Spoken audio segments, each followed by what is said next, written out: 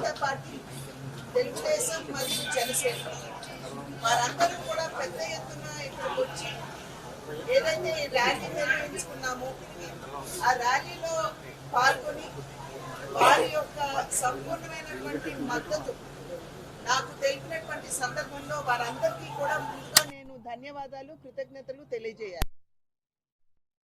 రాష్ట్రం మరియు దేశంలో ఉన్నటువంటి పరిస్థితులు వాటిని దృష్టిలో పెట్టుకున్నటువంటి సందర్భంలో పొత్తులో మనం అందరం కూడా మనం ఎన్నికలకి వెళ్ళాలి అని చెప్పి 3 పార్టీలకి చెందినటువంటి నాయకత్వం నిర్ణయించడం జరిగింది. అయితే ఇక్కడ గమనించవలసినటువంటి విషయం ఏమిటంటే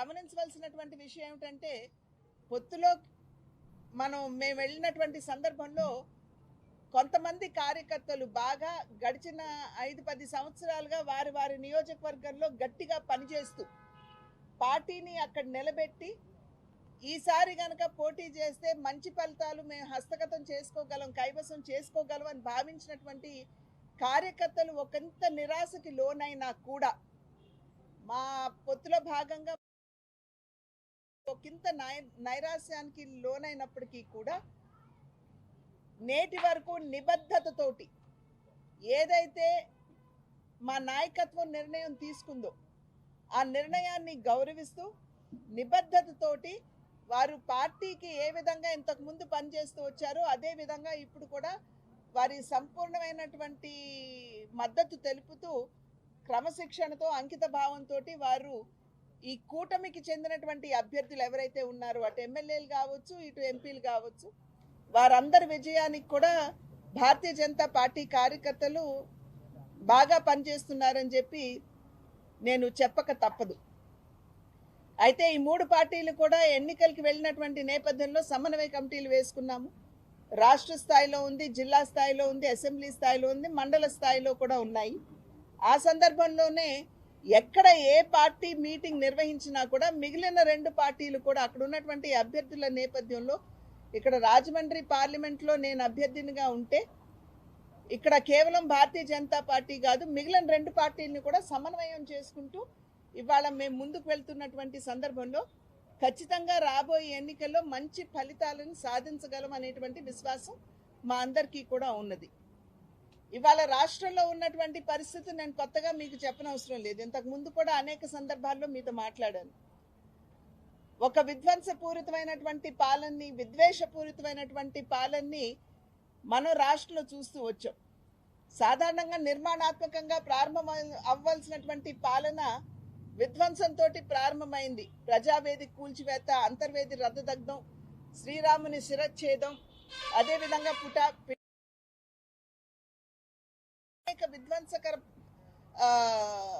కార్యక్రమాలతో అధికార పార్టీ ముందుకు వెళ్ళినటువంటి విషయం మనందరికీ తెలుసు.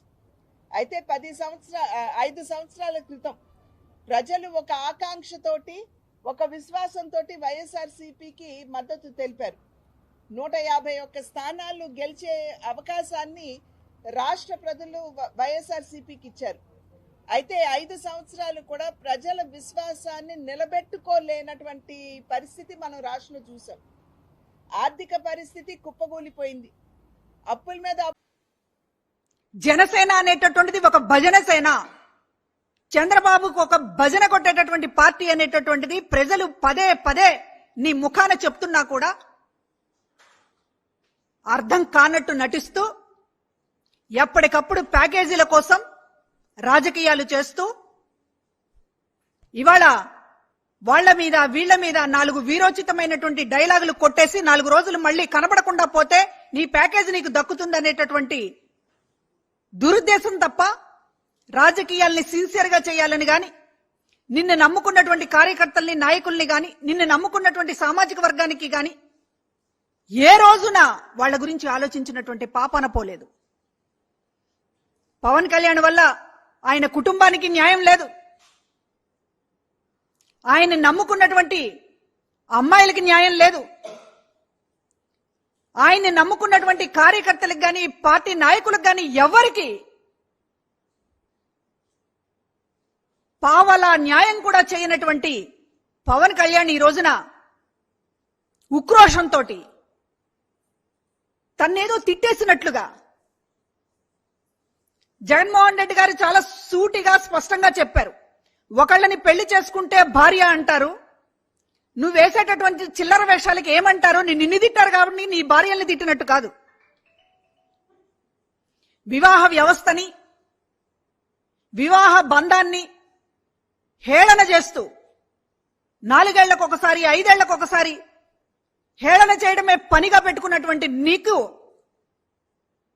ఈ రోజున పెళ్ళాలు, భార్యలు దీని అర్థం తెలుసా?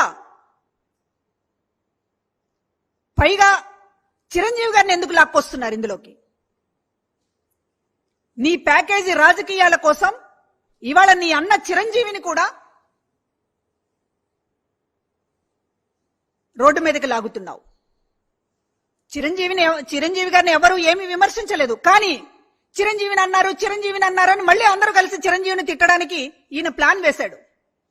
ఎందుకంటే పవన్ కళ్యాణ్ అంటే ఎవరు పట్టించుకోవడం లేదు, అయిపోయింది ఆయన సినిమా. కాబట్టి తన అన్న చిరంజీవిని తీసుకొస్తే మళ్ళీ ఏదో రక్తి కట్టించవచ్చు ఆట అనేటటువంటి పద్ధతిలో ఇవాళ చిరంజీవిని కూడా లాగి అందరితో తిట్టించేటటువంటి కార్యక్రమాన్ని పవన్ కళ్యాణ్ గారు తీసుకున్నారు. ఒక దుర్మార్గమైనటువంటి రాజకీయం ఇది.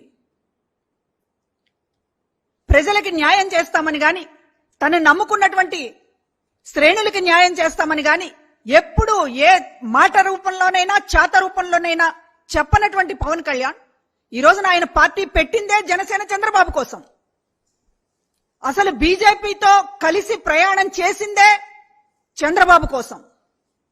చంద్రబాబుతో బీజేపీని పొత్తు కుదర్చడం కోసం ఈయన 10 ఏళ్లుగా కాపు కాసి బీజేపీతో ఫ్రెండ్షిప్ ఉన్నట్టు నటించి చివరికి పొత్తు కలపడానికి ఆయన ఎంత పాత్ర వహించాడంటే, ఎంత ప్యాకేజీ స్టార్ అండంలో ఏమన్నా అతిశయోక్తి ఉందా? ఒక జాతీయ పార్టీ దగ్గర కూడా నాటకాలు ఆడితే చంద్రబాబు కోసం ఇప్పటికీ కూడా ఈ రోజుకి కూడా నీ పార్టీని భుజాన మోసినటువంటి వాళ్ళు